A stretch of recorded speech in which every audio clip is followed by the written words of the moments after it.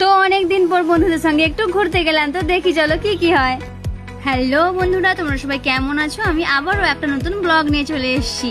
তো শ্রাবণীর যে birthday celebration করছিলাম সেটা তো তোমরা আমার আগের ব্লগেই দেখেছো। তো তার জন্যই আমাদের একটু খাওয়া দাওয়া আছে, সেই কারণেই যাচ্ছি, বেরিয়ে পড়েছি। দুপুরেই বেরিয়েছিলাম কারণ রাত্রেবেলা তো আমরা যাই না সাধারণত, এই কারণে আমরা উকিলে বাজার থেকে ছিলাম পাপিয়া, আর একজনের জন্য দাঁড়িয়েছিলাম এই যে সোনালি।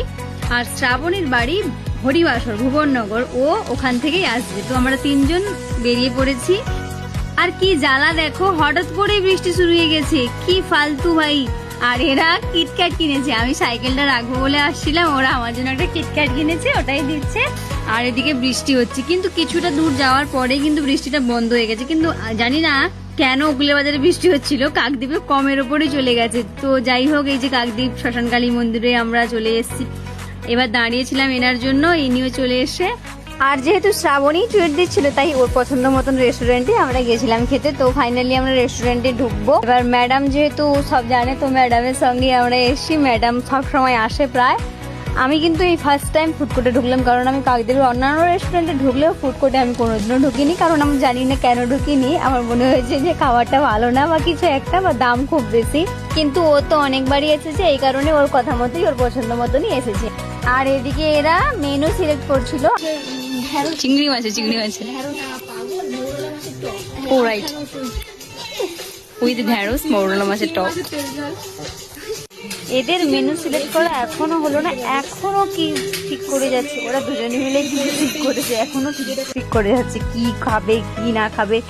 খুব ভাবনা চিন্তায় পড়েছে সবাই। ফাইনালি এনেছে, এটা ছিল সেজওয়ান নুডলস, আর দুটো খাওয়া হয়ে গেছে, ভিডিও করার আগে খাওয়া হয়ে গেছে। এটা 65 ছিল, আর একটা ছিল ললিপপ। ললিপপটা খাওয়া হয়ে গেছে, বাট ভিডিও করা হয়ে ওঠেনি। তো যেহেতু ওনারই বার্থডে ট্রিট, সেই কারণে ওনাকে দিয়েই আমরা সার্ভ করাচ্ছিলাম। তো তোমরা বলবে কমেন্টে যে আমাদের ক্যাটারারটা ঠিক কেমন। তো খেতে না খেতে প্রথমে ঝালই লেগে গেছে, কারণ আমি বা এখানে যারা যারা আছে তারা কেউই এত বেশি ঝাল খাই না। তাই এবার মিষ্টি মুখ করার পালা। মৌরি আর চিনি ওটা তো নাকি পানমৌরি আর চিনি ছিল ওটা, ব্যাস ওটা দিয়ে মিষ্টি মুখ করে নিলাম। খেয়েছো তো খেয়েছি, আরো বাড়িতেও নিয়ে যাচ্ছে। এখানে অনেকটা কিন্তু কোয়ান্টিটি ছিল, ভালোই ছিল, বাট আমরা ঝাল কম খাই, এই কারণে ঝালটা একটু বেশি লেগে গেছে। যাই হোক, টাটা। এই বিলটা দেখো, আমরা 3জন 4জন খেয়েছি, বিলটা দেখো 500-র মধ্যে খেয়েছি। আমার মনে হয় না খুব বেশি, 4জন খেয়েছি 500 টাকার মধ্যে, এটা কি খুব বেশি? তো এবার চলে এসেছি অরুণ আইসক্রিম খেতে। ঝাল তো লাগছিল, বুঝতেই পারছো, এই কারণে চলে এসেছি অরুণ আইসক্রিম খেতে। তোমরা তো সবাই জানো অরুণ আইসক্রিম। তো ফাইনালি আমরা কোন আইসক্রিমের ফ্লেভারটা নেব সেটাই দেখলাম। দেখে এখানে কত রকমের আইসক্রিম আছে তোমরা দেখো।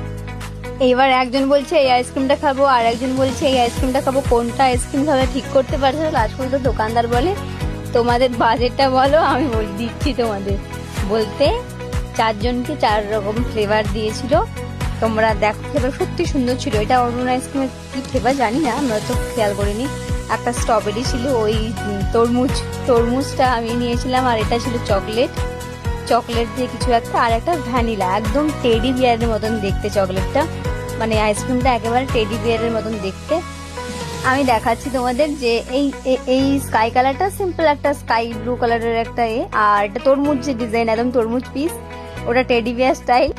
তো এই দেখো কত সুন্দর টেডি বিয়ার, তরমুজ, অনেক রকম জিনিস আছে। তো ফাইনালি আমরা টোটোয় উঠে পড়েছি, আর শ্রাবণীর বাড়ি যাওয়ার জন্য টোটোয় উঠে পড়েছি। ওই ভিডিওটা আমার নেওয়া হয়ে ওঠেনি। তো আমরা এবার বাড়ির দিকে রওনা দিই। আর আমার এই সুন্দর সুন্দর ব্লগ যদি তোমাদের ভালো লেগে থাকে, তাহলে আমার ফেসবুক পেজটাকে ফলো করো। টাটা।